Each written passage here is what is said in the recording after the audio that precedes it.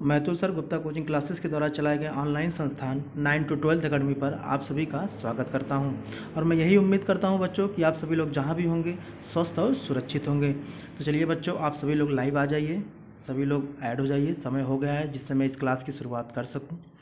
तो जैसा कि बच्चों आप सभी लोग जानते हैं कि पिछले क्लास में आप सभी लोग जो है वैद्युत धारा के बारे में पढ़े थे, जो है वैद्युत धारा के प्रकार के बारे में पढ़े थे, वैद्युत धारा की दिशा के बारे में पढ़े थे, वैद्युत धारा सदिश राशि है कि अदिश राशि है, इस पर जो है डिस्कशन किया गया था। और वैद्युत धारा से रिलेटेड जो है आप लोगों को कुछ क्वेश्चन भी दिया गया था, तो काफ़ी बच्चों का रिस्पांस भी आया। मैंने देखा जो है काफ़ी बच्चे जो है उसका सलूशन भी दिए, जो है उसको सॉल्व भी किए, सभी का आंसर भी आया। तो मुझे बहुत अच्छा लगा कि आप लोग एक्टिव हैं, आप लोग लगे हुए हैं। बच्चों ऐसे ही मेहनत करते रहिए जो है, और निश्चित ही आप सभी का जो है बोर्ड पेपर में फिजिक्स सब्जेक्ट में बहुत ही अच्छा नंबर आएगा, मुझे ऐसा उम्मीद है, अगर आप लोग ऐसे ही लगे रहेंगे। तो चलिए बच्चों, इस क्लास की शुरुआत करते हैं। आप सभी लोग जल्दी जल्दी लाइव आ जाइए। तो जैसा कि बच्चों मैं आप लोगों को बता दूं कि आज के इस सेशन में आप सभी को जो पढ़ना है बच्चों, ध्यान दीजिएगा यहाँ पे सभी लोग, आप सभी को जो है विद्युत चालन और ओम के नियम का तीसरा पार्ट पढ़ना है। ठीक है बच्चों, विद्युत चालन और ओम के नियम का तीसरा पार्ट पढ़ना है। इसके अंतर्गत जो आप लोगों को पढ़ना है वो पढ़ना है चालकों का मुक्त इलेक्ट्रॉन मॉडल, या फिर इससे कहा जा सकता है free electron model of electron. ठीक है बच्चों, चालकों का मुक्त इलेक्ट्रॉन मॉडल। चलिए बच्चों, आई होप कि आप सभी लोग कापी कलम लेकर बैठे होंगे। तो चलिए सभी लोग हेडिंग लगाएंगे। चलिए बच्चों, सभी लोग हेडिंग लगाइए, चालकों का मुक्त इलेक्ट्रॉन मॉडल, चालकों का मुक्त इलेक्ट्रॉन मॉडल। ठीक है बच्चों, इसको इंग्लिश में आप लिख सकते हैं free electron model of conductor, free electron model of conductor, free electron model of conductor. ठीक है बच्चों, चलिए सभी लोग हेडिंग लगाइए, चालकों का मुक्त इलेक्ट्रॉन मॉडल, या फिर इसको इंग्लिश में कहा जा सकता है free electron model of conductor. तो आई होप कि आप सभी लोगों ने हेडिंग लगा लिया होगा। तो चलिए बच्चों, इसको पहले हम लोग समझते हैं। आप सभी लोग पूरा कंसंट्रेट होकर इस टॉपिक को समझिए कि इसके अंतर्गत हमको क्या समझना है, क्या पढ़ना है, और बाकी सारी चीज़ें मैं आप लोगों को नोट करवाऊँगा। तो बच्चों यहाँ पे ध्यान दीजिएगा सभी लोग। इसको जानने से पहले आपको दो चीज़ें जानना बहुत ज़रूरी है, एक तो चालक, दूसरा अचालक। ठीक है बच्चों, और आई होप कि आप लोग को पता भी होगा ये सारी चीज़ें, कोई नई चीज़ नहीं है, क्योंकि आप पिछले कक्षाओं में ये सारी चीज़ें पढ़े हुए हैं कि चालक क्या होता है, अचालक होता है, लेकिन फिर भी मैं यहाँ पे आप लोगों को रिवाइज करवा देता हूँ। तो ध्यान दीजिएगा बच्चों, यहाँ पे चालक क्या होता है। चालक वे पदार्थ होते हैं जिनमें मुक्त इलेक्ट्रॉनों की संख्या क्या होती है, बहुत अधिक पाई जाती है, कह सकते हैं बहुतायत पाई जाती है। ठीक है बच्चों, अचालक क्या होते हैं, ऐसे पदार्थ जिनमें मुक्त इलेक्ट्रॉनों की संख्या नहीं पाई जाती, अर्थात नगण्य होती है, निग्लिजिबल होती है, उन्हें क्या कहा जाता है, उन्हें अचालक पदार्थ कहा जाता है। ठीक है बच्चों, तो जितने भी धातुएं होती हैं, जितने भी मेटल्स होते हैं, वो सभी क्या होते हैं, वो सभी चालक होते हैं। क्यों? क्योंकि इनमें जो मुक्त इलेक्ट्रॉनों की संख्या होती है वो बहुत अधिक पाई जाती है। ठीक है, लगभग बच्चों ध्यान दीजिएगा यहाँ पे सभी लोग कि जितनी भी धातुएं होती हैं, जितनी भी मेटल्स होती हैं, ठीक है, उनमें जो मुक्त इलेक्ट्रॉनों की संख्या पाई जाती है वो लगभग जो है 10⁻29 प्रति घन मीटर। ठीक है बच्चों, कितनी पाई जाती है, लगभग 10⁻29 प्रति घन मीटर, या फिर आप इसको मीटर क्यूब भी कह सकते हैं। ठीक है बच्चों, या आप इसको क्या कह सकते हैं, मीटर क्यूब। और अगर आप इसे सेंटीमीटर में देखना चाहते हैं तो लगभग 10⁻22 प्रति घन सेंटीमीटर। ठीक है बच्चों, या फिर सेंटीमीटर क्यूब कह सकते हैं। अब एक बेसिक आइडिया देने के लिए आप लोगों को मैं बता दूं कि ये जो 10⁻22 प्रति घन सेंटीमीटर, आप सभी लोगों ने जो है बचपन में लूडो बहुत खेला होगा। ठीक है, तो लूडो में आप सभी लोग जो पासा देखते हैं, जिसे आप लोगों की भाषा में गोटी बोला जाता है। ठीक है, तो जो पासा होता है बच्चों, उस पासे की लंबाई, चौड़ाई, ऊंचाई कितनी होती है, कभी आपने केयर किया? ध्यान दीजिएगा यहाँ पे सभी लोग, जो मैं समझाने की कोशिश कर रहा हूँ आपको। तो जो पासे की गोटी होती है, जो पासा जो होता है, उसका जो लंबाई, चौड़ाई, ऊंचाई होता है वो लगभग 1 सेंटीमीटर का होता है। ठीक है बच्चों, जो पासे की लंबाई होती है वो 1 सेंटीमीटर होती है, चौड़ाई जो होती है वो भी 1 सेंटीमीटर होती है लगभग। ठीक है, और जो उसकी ऊंचाई या फिर मोटाई कह सकते हैं वो भी क्या होती है, 1 सेंटीमीटर होती है। अब आप कुछ समय के लिए जूम कर लीजिए कि जो पासा है, पासा जो है वो प्लास्टिक का ना बना हो, ठीक है, वो किसी मेटल्स का बना हो, तो उस नन्हे से मेटल के पासे में लगभग 10 की घात 22 मुक्त इलेक्ट्रॉन क्या पाए जाते हैं, मुक्त इलेक्ट्रॉन पाए जाते हैं। कितना, लगभग 10 की घात 22। तो आप कल्पना कर सकते हैं कि कितना ज़्यादा इलेक्ट्रॉन पाया जा रहा है, कितना ज़्यादा फ्री इलेक्ट्रॉन पाया जा रहा है। ठीक है बच्चों, आई होप कि इस चीज़ से आपको समझ में आया होगा। तो जितनी भी धातुएं होती हैं, उनमें क्या होता है, उनमें जो है लगभग जो मुक्त इलेक्ट्रॉनों की संख्या होती है वो 10 की घात 29 प्रति घन मीटर होती है, या फिर हम इसको 10 की घात 22 प्रति घन सेंटीमीटर में भी बोल सकते हैं। ठीक है, इसीलिए जितनी भी धातुएं होती है वो सभी क्या होती हैं, चालक होती हैं। जितनी भी मेटल्स होती हैं सभी क्या होती हैं, चालक होती हैं। क्यों, क्योंकि इनमें बहुतायत इलेक्ट्रॉन होते हैं, फ्री इलेक्ट्रॉन होते हैं। ठीक है, यानी मुक्त इलेक्ट्रॉनों की संख्या बहुत ज़्यादा इनमें पाई जाती है। ठीक बच्चों, तो जो ये फ्री इलेक्ट्रॉन्स होते हैं, यानी जो मुक्त इलेक्ट्रॉन होते हैं, क्या ये जो है किसी निश्चित दिशा में गति करते हैं। आपको पिछले कक्षाओं में ये चीज़ बताया गया होगा कि जितने भी फ्री इलेक्ट्रॉन्स होते हैं बच्चों, ठीक है, चालक में जितने भी फ्री इलेक्ट्रॉन होते हैं या फिर मेटल्स में जितने भी फ्री इलेक्ट्रॉन होते हैं वो अनियमित दिशाओं में गति करते हैं। ठीक बच्चों, क्या करते हैं, अनियमित दिशाओं में गति करते हैं। और ये इस कंडीशन में इन मुक्त इलेक्ट्रॉनों का जो वेग होता है, ध्यान दीजिएगा बच्चों, यहाँ पे इस कंडीशन में जो मुक्त इलेक्ट्रॉनों का वेग होता है वो लगभग 10 की घात 5 मीटर प्रति सेकंड होता है। यानी जो मुक्त इलेक्ट्रॉन होते हैं, मुक्त इलेक्ट्रॉन अनियमित दिशाओं में गति करते हैं, तो ऐसी कंडीशन में इनका जो वेलोसिटी होता है, इनका जो वेग होता है वो लगभग 10 की घात 5 मीटर पर सेकंड होता है। यानी कह सकते हैं संभवतः ये सभी दिशाओं में गति करते हैं। और किस वेग से गति करते हैं, 10 की घात 5 मीटर पर सेकंड के वेग से गति कर सकते हैं। या फिर हम इसको ऐसे भी समझ सकते हैं, अगर मैं यहाँ से 10 की घात 3 जो है बाहर निकाल के इसको किलोमीटर में बनाना चाहूँ तो आप लिख सकते हैं 100 किलोमीटर प्रति सेकंड। यानी जो मुक्त इलेक्ट्रॉनों का वेग है अनियमित दिशाओं में वो कितना है बच्चों, 100 किलोमीटर प्रति सेकंड है। यानी हर सेकंड में 100 किलोमीटर दूर चली जाए, इतने तीव्र वेग से जो है ये मुक्त इलेक्ट्रॉन अनियमित दिशाओं में गति करते हैं। यानी इनकी जो वेलोसिटी होती है बहुत ही हाई होती है। ठीक है बच्चों, तो अब आप लोग यहाँ पे ध्यान दीजिएगा कि यदि जो फ्री इलेक्ट्रॉन है वो अगर अनियमित दिशाओं में इतने तीव्र वेग से गति कर रहे हैं और मेटल्स में जो है इनकी संख्या इतनी अधिक पाई जा रही है, तो जाहिर सी बात है कि जो है ये सभी इलेक्ट्रॉन आपस में क्या करेंगे, टकराएंगे। ठीक है बच्चों, ध्यान दीजिएगा यहाँ पे जो मैं बताने की कोशिश कर रहा हूँ। जितने भी फ्री इलेक्ट्रॉन है जो है ये इनकी संख्या इतनी अधिक है और जो है क्या इसके साथ साथ क्या है, ये अनियमित दिशाओं में गति भी कर रहे हैं और अधिक मतलब तीव्र वेग से गति कर रहे हैं। यानी इनकी वेलोसिटी इतनी हाई है। ठीक है, तो ये जाहिर सी बात है एक दूसरे से क्या करेंगे, टकराएंगे। आपकी जानकारी के लिए मैं बता दूँ, ध्यान दीजिएगा यहाँ पे, कि किसी भी चालकों में या कह सकते हैं किसी भी मेटल्स में, ठीक है बच्चों, केवल मुक्त इलेक्ट्रॉन ही नहीं पाए जाते। किसी भी मेटल्स में, किसी भी चालक में केवल मुक्त इलेक्ट्रॉन ही नहीं पाए जाते, उसके अलावा भी कुछ जीव जंतु होते हैं। मेरे कहने का मतलब ये है कि मुक्त इलेक्ट्रॉन के साथ साथ एटम्स पाए जाते हैं, यानी परमाणु पाए जाते हैं। और जाहिर सी बात है परमाणु पाए जाते हैं तभी तो फ्री इलेक्ट्रॉन है, परमाणु पाए जाते हैं तभी तो फ्री इलेक्ट्रॉन है।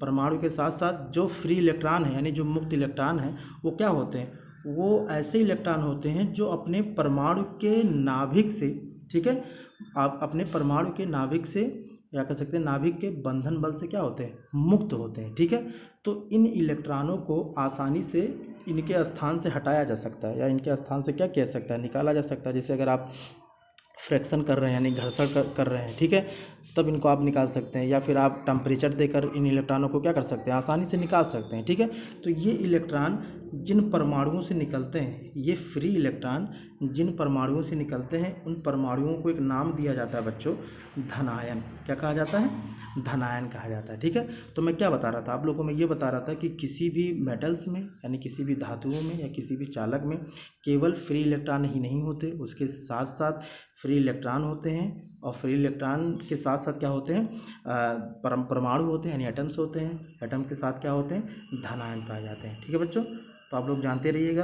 किसी भी चालक में परमाणु उपस्थित होते हैं, धनायन उपस्थित होते हैं और क्या, फ्री इलेक्ट्रॉन होते हैं। तो आप ऐसा भी बिल्कुल भी ना सोचें कि केवल क्या है, फ्री इलेक्ट्रॉन ही मौजूद होते हैं। ठीक है बच्चों, तो अब यहाँ पे ध्यान दीजिएगा आप सब, मैं आप लोगों से क्या बता रहा था कि जितने भी फ्री इलेक्ट्रॉन होते हैं वो सभी अनियमित दिशाओं में गति करते हैं। ठीक है, और इनका जो वेग होता है वो बहुत ही तीव्र होता है यानी बहुत ही हाई होता है। लगभग 10 की घात 5 मीटर पर सेकंड वेग का होता है, ठीक। और इतनी संख्या में ये मेटल्स में पाए जाते हैं, यानी 10 की घात 29 प्रति घन मीटर, या फिर आप इसको कह सकते हैं 10 की घात 22 प्रति घन सेंटीमीटर में जो है ये इनकी संख्या जो है पाई जाती है, ठीक है बच्चों, मेटल्स में।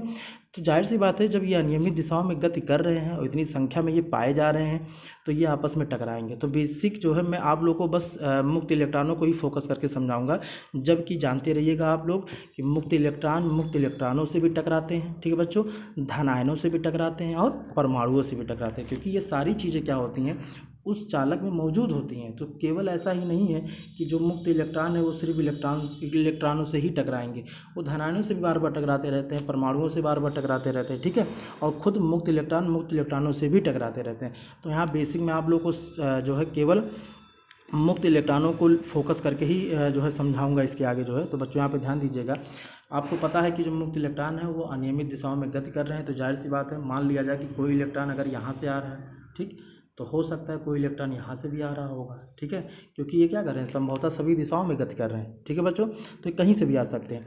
तो ये दोनों इलेक्ट्रॉन जब तक दूर हैं तब तक तो ठीक है, लेकिन जब ये पास आते हैं, यानी टक्कर की स्थिति जब आती है या टकराने की स्थिति जब आ जाती है, तो ये दोनों एक दूसरे को क्या कर देते हैं, रिपेल कर देते हैं, यानी प्रतिकर्षित कर देते हैं। और जाहिर सी बात है करेंगे, क्योंकि आपको पता है कि ये इलेक्ट्रॉन जो है दोनों जो है क्या है, इन पर जो है समान आवेश है। आप जो है आवेश के पहले ही चैप्टर में आवेश में पढ़े होंगे कि समान आवेश जो होते हैं वो प्रतिकर्षित करते हैं, विपरीत आवेश क्या करते हैं, आकर्षित करते हैं, ठीक है बच्चों। तो ये दोनों जो है एक दूसरे को क्या कर देंगे, रिपेल कर देंगे, यानी ये वाला इलेक्ट्रॉन यहाँ पे चला आएगा, ये वाला इलेक्ट्रॉन यहाँ पे चला आएगा। हो सकता है कोई इलेक्ट्रॉन यहाँ से आ रहा हो, ध्यान दीजिएगा बच्चों, कोई इलेक्ट्रॉन हो सकता है यहाँ से आ रहा हो। तो इस कंडीशन में क्या होगा, ये दोनों जब तक दूर हैं तब तक तो ठीक है, लेकिन जैसे ही पास आएंगे, टकराने की स्थिति में आएंगे, वैसे क्या होंगे, ये दोनों एक दूसरे को रिपेल कर देंगे। तो हो सकता है ये इलेक्ट्रॉन यहाँ पे चला जाए और ये इलेक्ट्रॉन यहाँ कहीं पे चला जाए। तो आप क्या देख रहे हैं, आपने देखा कि यहाँ पे टक्कर की स्थिति हुई और एक यहाँ पे टक्कर की स्थिति हुई, ठीक है बच्चों, ध्यान दीजिएगा। यहाँ पे एक हमको जो है संघट्ट देखने को मिला और एक यहाँ पे संघट्ट देखने को मिला। तो ये जो आप घटना देख रहे हैं, ये जो घटना घट रही है, इन्हें क्या कहा जाता है, इन्हें इलेक्ट्रॉनों का टक्कर कहा जाता है या फिर मुक्त इलेक्ट्रॉनों का संघट्ट कहा जाता है बच्चों, ठीक है। और अगर मैं आप लोगों से पूछूं कि ये किस प्रकार का जो है क्या नाम है, टक्कर है, तो आप लोग क्या जवाब देंगे। आप लोग 11th में जो है, पिछली कक्षाओं में आप लोगों ने संघट्ट के बारे में पढ़ा था। आप लोग को जानकारी होना चाहिए बच्चों कि जो टक्कर होते हैं वो 2 प्रकार के होते हैं, ठीक है। एक तो प्रत्यास्थ होता है, दूसरा अप्रत्यास्थ होता है, ठीक है। तो यहाँ पर जो इलेक्ट्रॉनों के साथ हो रहा है, जो आप देख रहे हैं ये घटना घट रही है बच्चों, ये प्रत्यास्थ टक्कर है, ठीक है। कौन सा टक्कर है, प्रत्यास्थ टक्कर है। और जो है इनका खासियत ये भी है कि जब इलेक्ट्रॉन आपस में टकराते हैं, यानी फ्री इलेक्ट्रॉन आपस में टकराते हैं, तो इलेक्ट्रॉनों का जो रेखीय संवेग है बच्चों, ध्यान दीजिएगा, यहाँ पे जो रेखीय संवेग है वो तो संरक्षित रहता है, साथ साथ इनकी काइनेटिक एनर्जी भी क्या होती है, संरक्षित रहती है, यानी इनका जो गतिज ऊर्जा है वो भी संरक्षित रहता है, कंजर्व रहता है, ठीक है बच्चों। तो यहाँ पे ये जो टक्कर होता है ये प्रत्यास्थ टक्कर कहलाता है। अब यहाँ पे ध्यान दीजिएगा, जैसे अगर मैं बात करूँ 2 क्रमागत टक्कर, ठीक है। ये क्रमागत टक्कर क्या होता है भाई, जो क्रम से टक्कर हो रहा है, मतलब ये पहला टक्कर हुआ, जस्ट इसके बाद जो टक्कर होगा उसे हम क्या कहेंगे कि क्रम से होने वाला टक्कर, ठीक है। तो 2 क्रमागत टक्करों के बीच इलेक्ट्रॉन द्वारा जो चली गई दूरी है, जैसे आप ये जो देख रहे हैं, ठीक है, 2 क्रमागत टक्करों के बीच इलेक्ट्रॉन द्वारा चली गई दूरी या फिर कह सकते हैं तय की गई दूरी जो है, उन्हें बच्चों एक नाम दिया जाता है, जिसे कहा जाता है, ध्यान दीजिएगा यहाँ पे, माध्य मुक्त पथ, ठीक है। क्या कहा जाता है बच्चों, माध्य मुक्त पथ बोला जाता है, ठीक है। यानी 2 क्रमागत टक्करों के बीच चली गई जो दूरी है इलेक्ट्रॉनों द्वारा, उसे क्या कहा जाता है, माध्य मुक्त पथ कहा जाता है। और इसे ज़्यादातर आप बुक में देखेंगे तो लैम्डा से क्या किया जाता है, डिनोट किया जाता है, जिसकी वैल्यू लगभग 10 की घात -9 मीटर है। कितनी है बच्चों, लगभग 10 की घात -9 मीटर। यानी हम ऐसा कह सकते हैं कि क्रम से जब टक्कर होता है तो उनके बीच जो इलेक्ट्रॉन है वो लगभग 10 की घात -9 मीटर की दूरी तय करते हैं, ठीक है। और इन्हीं 2 क्रमागत टक्करों के बीच, ठीक है, जो लगा समय है, इन्हीं 2 क्रमागत टक्करों के बीच जो लगा समय यानी जो टाइम है, ठीक है, उस टाइम को कहा जाता है श्रांति काल, ठीक। क्या कहा जाता है बच्चों, श्रांति काल कहा जाता है। या फिर इसे हम दूसरे शब्दों में कह सकते हैं कि 2 क्रमागत टक्करों के बीच इलेक्ट्रॉनों द्वारा तय की गई दूरी में, ठीक है, तय की गई दूरी में या कह सकते हैं चली गई दूरी में जो है जो लगा समय है उसे क्या कहा जाता है, श्रांति काल कहा जाता है। और इसे जो है टॉर्क के द्वारा डिनोट किया जाता है। ठीक है बच्चों, किसके द्वारा, टॉर्क के द्वारा जो है डिनोट किया जाता है। और इसकी जो वैल्यू होती है वो लगभग 10 की घात -14 सेकंड होती है। ठीक है बच्चों, यानी दो क्रमागत टक्करों के बीच 10 की घात -14 सेकंड का समय लगता है। बहुत ही अल्प जो है समय है, बहुत ही कम समय है। ये ज़्यादा एक्सपीरियंस नहीं किया जा सकता, इसका ज़्यादा हम अनुभव नहीं कर सकते। ठीक है बच्चों, तो कितना समय लगता है, 10 की घात -14 सेकंड का जो है समय लगता है, जिसे क्या कहा जाता है, श्रांति काल कहा जाता है, या फिर इसको आप इंग्लिश में कह सकते हैं रिलैक्सेशन टाइम बोला जाता है। ठीक है बच्चों, तो आई होप आप लोग को यहाँ तक क्लियर हुआ होगा। चलिए इसके आगे देखते हैं, आप लोग ध्यान दीजिएगा। अब जो है अगर आप लोगों से पूछा जाए क्या ये जो सारी स्थिति मैंने आपको समझाई, क्या ऐसे कंडीशन में, ऐसे स्थिति में वैद्युत धारा उत्पन्न हो गया या उत्पन्न हो जाएगा, तो आप लोग कहेंगे नहीं, क्योंकि आप लोगों ने पिछले कक्षाओं में मैंने आप लोगों को समझाया भी था, जो है आप लोगों को पता भी होना चाहिए कि वैद्युत धारा उसी स्थिति में उत्पन्न होता है जब इलेक्ट्रॉन क्या होते हैं, किसी निश्चित दिशा में गति करते हैं। लेकिन अभी तक तो इलेक्ट्रॉन कैसे गति कर रहे थे, अनियमित दिशाओं में गति कर रहे थे, या कह सकते हैं संभवतः सभी दिशाओं में गति कर रहे थे, यानी रैंडम मोशन कर रहे थे। ठीक है बच्चों, अगर ऐसा है तो इलेक्ट्रॉन जो है वैद्युत धारा उत्पन्न नहीं होता। क्यों, क्योंकि आपको पता होना चाहिए कि अगर धातु, जैसे मैं धातु की बात कर रहा हूँ, कोई मेटल अगर मैं ले लेता हूँ, ठीक है बच्चों ध्यान दीजिएगा, पे कोई मेटल ले रहा हूँ, तो मेटल में क्या होते हैं कि जो मुक्त इलेक्ट्रॉनों का वितरण होता है बच्चों वो एक समान होता है। इसका मतलब क्या है कि यदि अगर मान लिया जाए कि 100 इलेक्ट्रॉन राइट टू लेफ्ट जा रहे हैं बच्चों, ठीक है, 100 इलेक्ट्रॉन लेफ्ट टू राइट जा रहे हैं, लेफ्ट टू राइट जा रहे हैं, तो उसी क्षण, उसी समय, जिस समय की मैं बात कर रहा हूँ, उसी पल जो है 100 इलेक्ट्रॉन राइट टू क्या होंगे, लेफ्ट भी तो आएंगे। तो ऐसे कंडीशन में क्या होता है, जो हिसाब होता है वो बराबर हो जाता है। कहने का मतलब क्या है कि इलेक्ट्रॉनों का जो मूवमेंट है, यानी आवेशों की जो कुल गति है वो क्या हो जाती है, शून्य हो जाती है। अगर ऐसा है तो वैद्युत धारा भी क्या हो जाएगा, शून्य हो जाएगा, यानी वैद्युत धारा उत्पन्न नहीं होगा। ठीक है, तो इसके लिए हम क्या करते हैं, आप लोगों को पता है कि इसके लिए हम क्या करते हैं, चालकों पे या फिर मेटल्स पे पोटेंशियल डिफरेंस अप्लाई करते हैं, यानी वैद्युत विभवांतर को जो है प्रदान करते हैं, या फिर कह सकते हैं हम क्या करते हैं कि चालकों पर हम बैटरी को लगाते हैं। ठीक है, तो आइए समझते हैं, ध्यान दीजिएगा यहाँ पे सभी लोग। ठीक है, आई होप कि यहाँ तक आप लोगों को क्लियर हुआ होगा।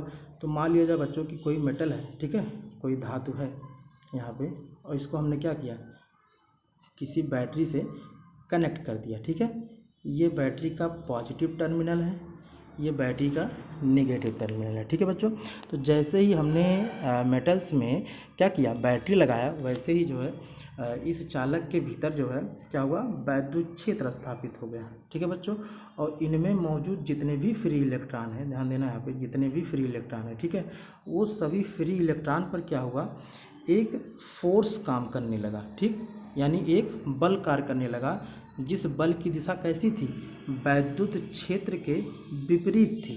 ठीक है बच्चों, ध्यान देना है आपको। जैसे ही हमने बैटरी से कनेक्ट किया, ठीक है, वैसे ही क्या हुआ, मेटल में यानी इन चालकों में वैद्युत क्षेत्र उत्पन्न हो गया, जिसकी वजह से इनमें उपस्थित जितने भी फ्री इलेक्ट्रॉन हैं, ठीक है, उन पर एक फोर्स काम करने लगा। ठीक, और उस फोर्स का जो डायरेक्शन है वो वैद्युत क्षेत्र के विपरीत दिशा में कार्य करने लगा, जिसके कारण जो इलेक्ट्रॉन हैं वो इलेक्ट्रॉन वैद्युत क्षेत्र के विपरीत दिशा में चलने लगे। ठीक है बच्चों, कहाँ पे चलने लगे, वैद्युत क्षेत्र के विपरीत दिशा में चलने लगे। ठीक है, जबकि इनके इच्छा के विरुद्ध ऐसा हो रहा है। भाई फ्री इलेक्ट्रॉन है तो इनका नाम फ्री इलेक्ट्रॉन क्यों पड़ा, ठीक है, क्योंकि ये चाहते हैं कि हम फ्री रहें, यानी हम संभवतः सभी दिशाओं में मोशन करें, लेकिन इनके ऊपर एक जो है फोर्स काम करने लगा है, और उस फोर्स की वजह से क्या हुआ, ये एक निश्चित दिशा में जो है गति करने को मजबूर हो गए। ठीक है बच्चों, तो इस कंडीशन में जब इलेक्ट्रॉन वैद्युत क्षेत्र के विपरीत दिशा में गति करने लगते हैं, ठीक है, जो इनके ऊपर फोर्स काम कर रहा है वैद्युत क्षेत्र के विपरीत दिशा में, जिसकी वजह से ये मोशन करने लगे,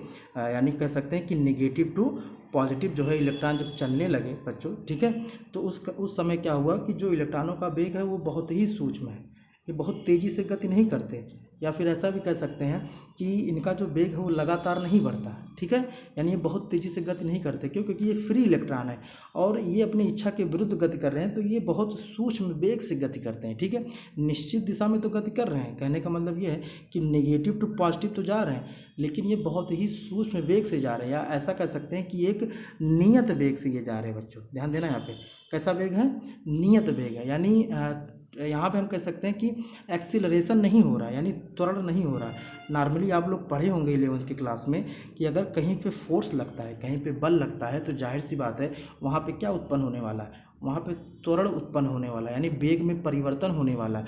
लेकिन यहाँ पे जो वेग में परिवर्तन होता है बच्चों, वो क्षणिक भर के लिए होता है, क्योंकि ये बार बार क्या होते हैं, मुक्त इलेक्ट्रॉनों से टकराते रहते हैं, ठीक है, उनमें उपस्थित धनायनों से टकराते रहते हैं, यानी परमाणुओं से टकराते रहते हैं, ठीक है।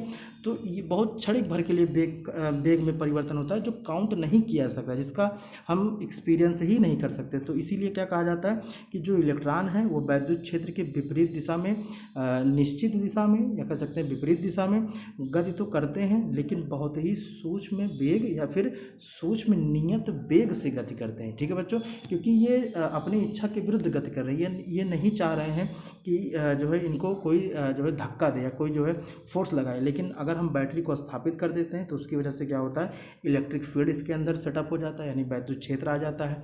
अब वैद्युत क्षेत्र आने की वजह से इन इलेक्ट्रॉनों पर बल कार्य करने लगता है, और उस बल की दिशा कैसी होती है, इस वैद्युत क्षेत्र के विपरीत होती है, ठीक है बच्चों। अब विपरीत होने की वजह से सारे इलेक्ट्रॉन क्या होते हैं, नेगेटिव से पॉजिटिव की ओर चलना प्रारंभ कर देते हैं, एक सूक्ष्म और नियत वेग से चलना प्रारंभ कर देते हैं, ठीक है बच्चों। तो ये जो मैं बार बार बोल रहा हूँ कि सूक्ष्म नियत वेग, ठीक है, इस सूक्ष्म नियत वेग को कहा जाता है बच्चों यहाँ पे अनुगमन वेग। क्या कहा जाता है, अनुगमन वेग, या इसका एक और नाम है बच्चों अपवाह वेग, ठीक है, ध्यान देना यहाँ पे, अपवाह वेग, जिसे भी और सफिक्स में डी लिखकर प्रदर्शित किया जाता है, ठीक है बच्चों, जिसे डी से प्रदर्शित किया जाता है, जिसकी वैल्यू लगभग जो है 10⁻⁻⁴ मीटर प्रति सेकंड होती है, ठीक है बच्चों। कितनी होती है, लगभग 10⁻⁻⁴ मीटर प्रति सेकंड होती है। जो होता क्या है, ध्यान दीजिएगा बच्चों, यहाँ पे जो मैंने भी बताया आप लोगों को कि जो सूक्ष्म वेग होता है उसे डी से प्रदर्शित किया जाता है, यानी भी लिखा जाता है और सफिक्स में डी लिखा जाता है, और इसकी वैल्यू लगभग कितनी होती है बच्चों, 10⁻⁻⁴ मीटर प्रति सेकंड होती है। और ये जो वेग होता है, ये वेग जो है जो उष्मीय वेग है इलेक्ट्रॉनों का, ठीक है, उस पर क्या होता है, आरोपित होता है। अब आप सोच रहे होंगे कि ये उष्मीय वेग क्या है बच्चों, उसी वेग की मैं बात कर रहा हूँ कि जब इलेक्ट्रॉन अनियमित दिशाओं में गति करते हैं तो उस समय जो मुक्त इलेक्ट्रॉनों का वेग होता है उसी को उष्मीय वेग कहा जाता है। यानी अभी मैंने इसी प्लेलिस्ट में आपको जो है कुछ समय पहले बताया कि उस समय इलेक्ट्रॉनों का जो वेग होता है वो होता है 10⁵ मीटर प्रति सेकेंड, ठीक है। तो ये जो वेग होते हैं वो उष्मीय वेग पर क्या होते हैं, आरोपित होते हैं। अब इसका मतलब क्या है, आप लोग ध्यान दीजिए, यहाँ पे आपको मैं समझाने की कोशिश करता हूँ। इसका मतलब ये है बच्चों कि जब इलेक्ट्रॉन पर फोर्स काम करता है, ठीक है, यानी जब हम जो है किसी चालक को बैटरी से जोड़ देते हैं, ठीक है बच्चों, किसी मेटल्स को जब हम बैटरी से जोड़ते हैं, यहाँ पे ध्यान दीजिएगा, जब हम किसी चालक को बैटरी से जोड़ते हैं तो उस केस में क्या होता है, वैद्युत क्षेत्र उत्पन्न हो जाता है, जिसकी वजह से इनमें उपस्थित जो भी मुक्त इलेक्ट्रॉन हैं उन पर वैद्युत क्षेत्र के विपरीत दिशा में क्या होता है, फोर्स काम करता है। तो जिसके कारण क्या होता है, जितने भी इलेक्ट्रॉन हैं वो सभी लोग वैद्युत क्षेत्र के विपरीत दिशा में एक निश्चित दिशा में सूक्ष्म नियत वेग से क्या करते हैं, गति करने लगते हैं। तो बच्चों जब ये सूक्ष्म नियत वेग से गति करते हैं, या कह सकते हैं कि जब ये निश्चित दिशाओं में गति करते हैं तो उसके साथ साथ ये अपने अनियमित गति को नहीं छोड़ते। कहने का मतलब ये है कि जितने भी यहाँ पे फ्री इलेक्ट्रॉन है जिन पर फोर्स काम कर रहा है, ये जब जो है निश्चित दिशा में गति करते हैं, ठीक है बच्चों, तो निश्चित दिशा में गति तो करते हैं, उसके साथ साथ ये अनियमित दिशा में भी गति करते हैं, यानी दोनों गतियाँ एक साथ हो रही हैं, ठीक है बच्चों, निश्चित दिशा में भी गति हो रही है और अनियमित दिशा में भी गति हो रही है, यानी दोनों गति एक साथ चल रही है, ठीक है।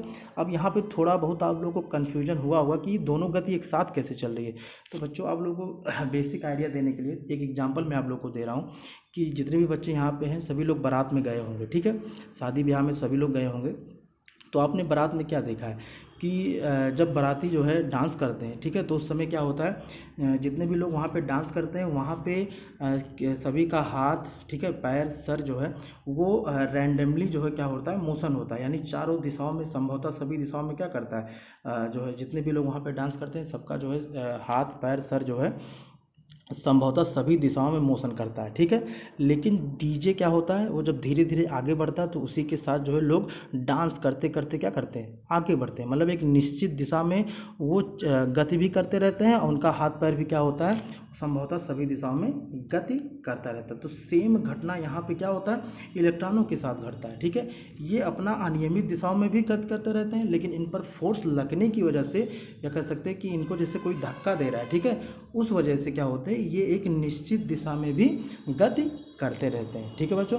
तो ऐसे कंडीशन में क्या होता है कि जब मुक्त इलेक्ट्रॉन एक निश्चित दिशा में गति करते हैं तो ऐसी स्थिति में चालकों में क्या होता है, हम धारा को उत्पन्न कर पाते हैं, ठीक है बच्चों।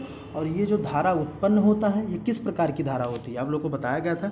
ये जो धारा होती है बच्चों, या कह सकते हैं बैटरी द्वारा जो हम धारा उत्पन्न करते हैं, ये कैसी धारा होती है, अस्थायी धारा होती है, ठीक है, यानी स्टडी करंट होती है। तो आई होप कि आप लोगों को यहाँ तक क्लियर हुआ होगा। तो चलिए बच्चों, और अगर आपसे कभी पेपर में क्वेश्चन पूछ ले कि जो चालकों में, ठीक है, वैद्युत धारा उत्पन्न किया जाता है, ठीक, या कह सकते हैं बैटरी लगाकर जब चालकों में वैद्युत धारा उत्पन्न किया जाता है, ठीक है, तो वैद्युत धारा मुक्त इलेक्ट्रॉनों के किस वेग के कारण उत्पन्न होता है, तो वहाँ पे आप आंसर दीजिएगा कि अनुगमन वेग की वजह से, ठीक है बच्चों, ध्यान दीजिएगा यहाँ पे, अनुगमन वेग की वजह से। अगर आपसे क्वेश्चन पूछता है कि चालकों में वैद्युत धारा मुक्त इलेक्ट्रॉनों के किस वेग के कारण उत्पन्न होता है, तो वहाँ पे आप आंसर क्या दीजिएगा कि चालकों में वैद्युत धारा इलेक्ट्रॉनों के अनुगमन वेग की वजह से क्या होते हैं, वैद्युत धारा उत्पन्न होते हैं। क्योंकि जब तक अनियमित गति होता है बच्चों, अनियमित जो है दिशाओं में गति होता है, तब तक जो है क्या होता है, वैद्युत धारा नहीं उत्पन्न होता। लेकिन जैसे उसको किसी इलेक्ट्रॉनों को कोई निश्चित दिशा मिल जाती है, वैसे ही क्या होता है, ये अनुगमन वेग करने लगते हैं और इसी अनुगमन वेग की वजह से ही वैद्युत धारा उत्पन्न होता है, जिसे हम क्या नाम देते हैं, अस्थायी धारा। तो आई होप कि यहाँ तक आप लोगों को क्लियर हुआ होगा। चलिए बच्चों, आप सभी लोगों ने हेडिंग लगाया हुआ है, चलिए सभी लोग नोट कीजिए, मैं सभी को नोट करवा रहा हूँ। सभी लोग ध्यानपूर्वक सुनते हुए जो है नोट कीजिए, लिखिएगा। आप लोगों ने हेडिंग लगाया है चालकों का मुक्त इलेक्ट्रॉन मॉडल, ठीक है बच्चों, तो उसी के अंतर्गत लिखिए। अभी मैं जितनी भी चीज़ें आप लोगों को समझाया, ठीक है, जितनी भी चीज़ें आप लोगों को अभी मैंने इस प्लेलिस्ट में बताया, वही सारी चीज़ें आप लोगों को नोट करना है जो है। तो चलिए आप सभी लोग नोट कीजिए, मैं बोल रहा हूँ, लिखिए। किसी चालक में कुछ इलेक्ट्रॉन ऐसे होते हैं, किसी चालक में कुछ इलेक्ट्रॉन ऐसे होते हैं जो नाभिक के बंधन बल से मुक्त होते हैं।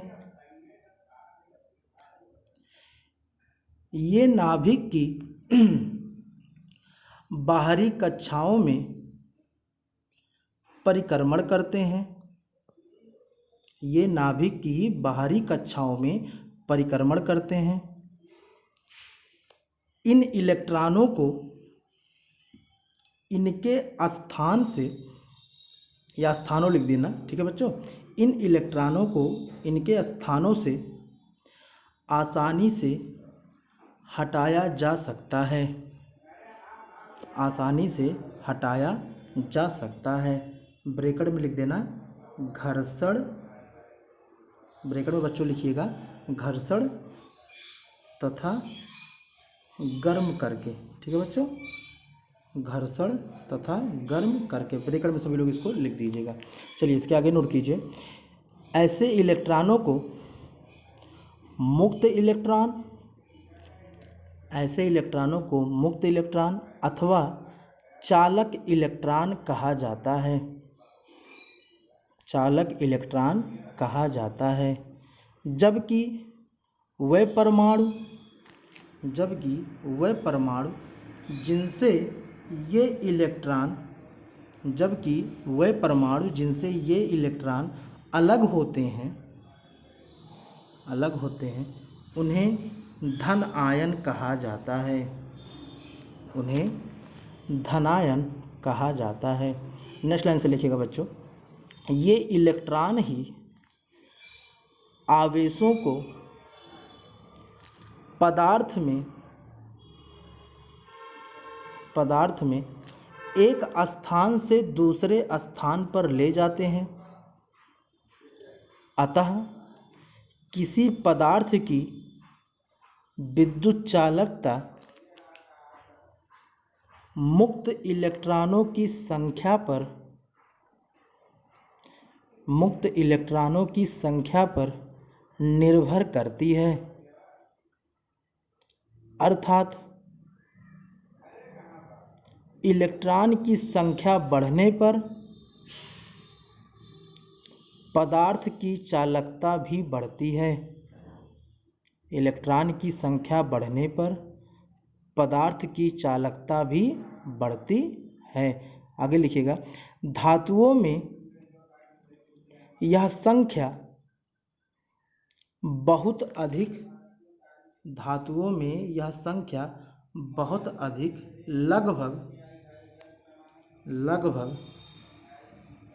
10 की घात 29 प्रति घन मीटर,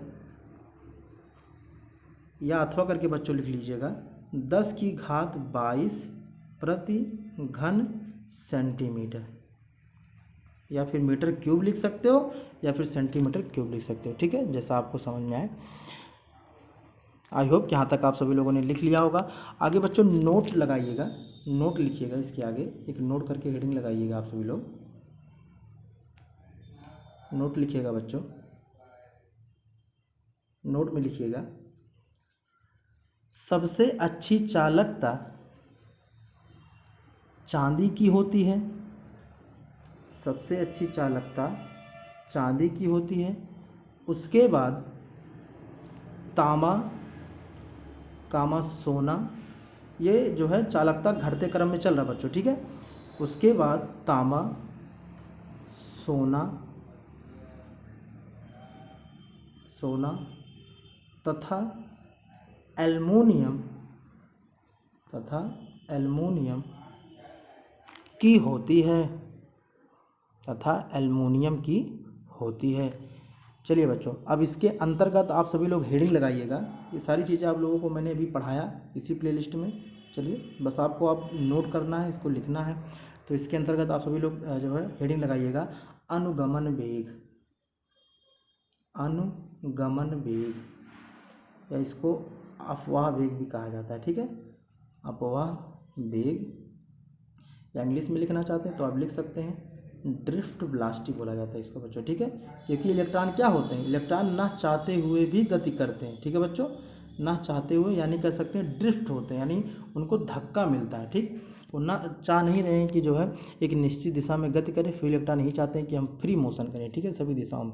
चलिए बच्चों, इसके अंतर्गत आप सभी लोग लिखिएगा, लिखिए, जब किसी धातु के तार के सिरों को एक बैटरी से जोड़ देते हैं तो तार के सिरों के बीच विभवांतर स्थापित हो जाता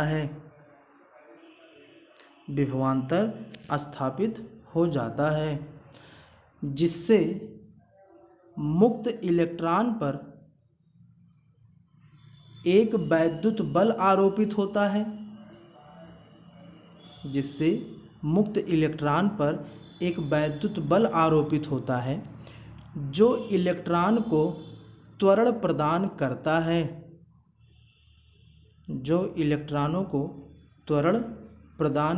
है।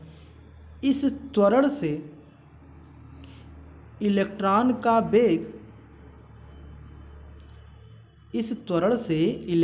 का वेग लगातार नहीं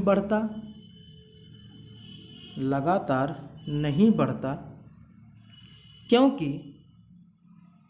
क्योंकि मुक्त इलेक्ट्रॉन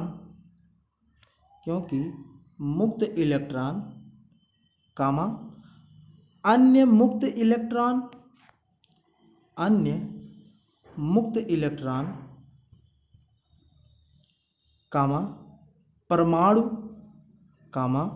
धनायनों से बार बार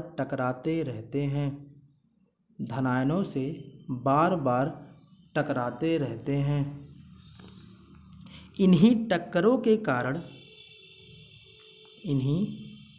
के कारण ये बैटरी द्वारा ली गई ऊर्जा को खोते रहते हैं। बैटरी द्वारा ली गई ऊर्जा को खोते रहते हैं। अतः बैटरी का विभवांतर इलेक्ट्रॉन को त्वरित गति प्रदान नहीं कर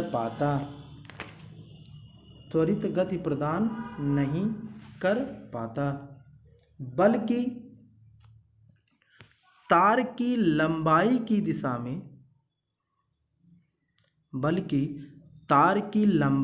दिशा में एक सूक्ष्म, ये बच्चों जो मैं तार बोल रहा हूँ, तार का मतलब आप धातु या चालक से भी समझें, ठीक है, वही बात हो रही है, ठीक है।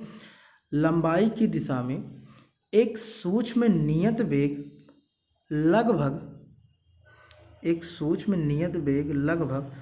10⁻⁻⁴ मीटर प्रति सेकंड ही दे पाता है। 10⁻⁻⁴ मीटर प्रति सेकंड ही दे पाता है। जो इलेक्ट्रॉन के ऊष्मीय वेग 10⁵ मीटर प्रति सेकंड पर आरोपित रहता है। ठीक है बच्चों, ये सारी चीज़ें आपको समझाई गई हैं, ठीक है। जो इलेक्ट्रॉन के ऊष्मीय वेग 10⁵ मीटर प्रति सेकंड पर आरोपित रहता है, इसी सूक्ष्म वेग को अनुगमन वेग, ऑब्लिक करके लिखिएगा, अपवाह वेग कहते हैं। इसे Vd से, डी को सफिक्स में लिखिएगा बच्चों, ठीक है, इसे Vd से प्रदर्शित करते हैं। आई होप कि आप सभी लोग नोट कर रहे हैं, बस ऐसा नहीं कि कथक तरीके से सुन रहे हैं, तो सभी लोग नोट कर रहे होंगे। चलिए बच्चों, इसके बाद हेडिंग लगाइएगा। इसी के अंतर्गत ये सारी चीज़ें मैंने आपको जो है इसी प्ले लिस्ट में पढ़ा दिया, बस आप सभी को जो है मैं नोट करवा रहा हूँ। इसके बाद सभी लोग हेडिंग डालिएगा, माध्य मुक्त पथ, ठीक है बच्चों, माध्य मुक्त पथ, ठीक, और तथा करके इसी में लिख लीजिएगा, तथा श्रांति काल, दोनों में डेफिनेशन को एक ही में लिखवा दे रहा हूँ बच्चों, ठीक है। श्रांति काल, या इंग्लिश में लिखना चाहते हैं तो लिख लीजिए, मैं बोल रहा हूँ, लिखिए, mean free path,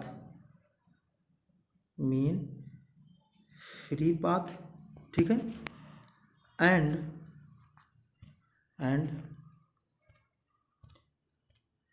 relaxation time, ठीक है बच्चों, एंड रिलैक्सेशन टाइम, जिसका मतलब क्या होता है, श्रांति काल, ठीक है बच्चों, रिलैक्सेशन टाइम।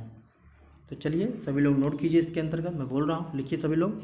जब किसी चालक तार के सिरे को बैटरी से संबंधित कर दिया जाता है, जब किसी चालक तार के सिरे को बैटरी से संबंधित कर दिया जाता है, तो चालक के मुक्त इलेक्ट्रॉन धातु के स्थिर, धातु में लिखिएगा बच्चों, ठीक है, धातु में स्थिर धनायनों कामा मुक्त इलेक्ट्रॉन कामा, जहाँ पे आप लोगों ने मुक्त इलेक्ट्रॉन लिखा बच्चों, उसके पहले लिखिएगा अन्य, ठीक है।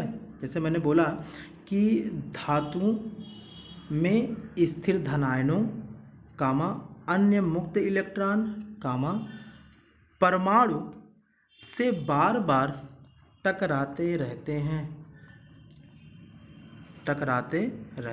नेक्स्ट लाइन से लिखिए बच्चों, सभी लोग नेक्स्ट लाइन से लिखिएगा। दो क्रमागत टक्करों के बीच